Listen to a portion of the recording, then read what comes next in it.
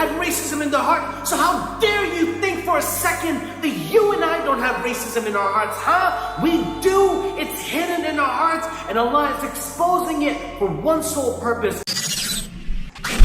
Way of life SQ, keeping it 100. Even amongst the companions, there were racism. There were racists amongst them. Why?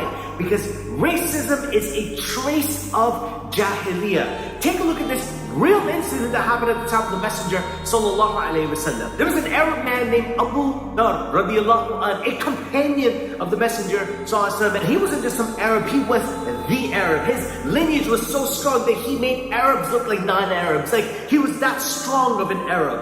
And one day there was a quarrel between him and Bilal radiallahu anh, two of the Messenger sallallahu alaihi wasallam's companions. And in this heated argument, Abu Dharr called Bilal radiallahu anh the son of a black woman, and that is a racial slur. That was a racial slur equivalent to the N-word, or calling someone a bead in our time right now. And after the Messenger also found out about this, what did Abu Dharr radiallahu anhu do? Did the other companions stand up for him and say, "Oh, Messenger of Allah, this isn't from Islam, this is just our culture, this is just culture, this isn't Islam, Abu Dharr"? No, Abu Dharr owned the fact that he had Jahiliyyah in his heart. When the Messenger heard about what Abu Dharr said, he came and confronted Abu Dharr radiallahu anh and told him that what you just said right now only exposes the fact that you still have traces of Jahiliyyah in your heart.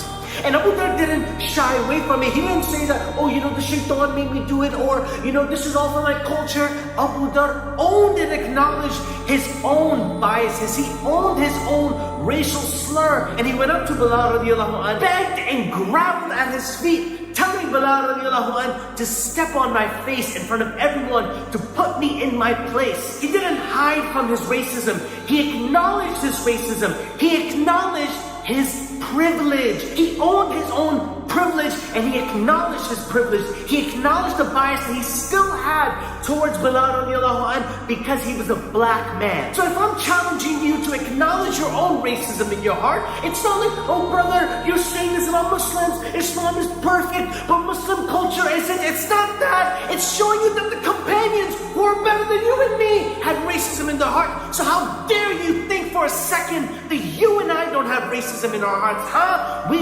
do. It's hidden in our hearts, and Allah is exposing it for one sole purpose, so that you can purify yourself before meeting Allah Azza wa Jal. So take some time, become self-aware, self-reflect within your heart to find out what biases and racism do you still have in your heart. Because guess what? If the companions could have racism in their hearts, then there's no way that you and I do not have racism in our hearts.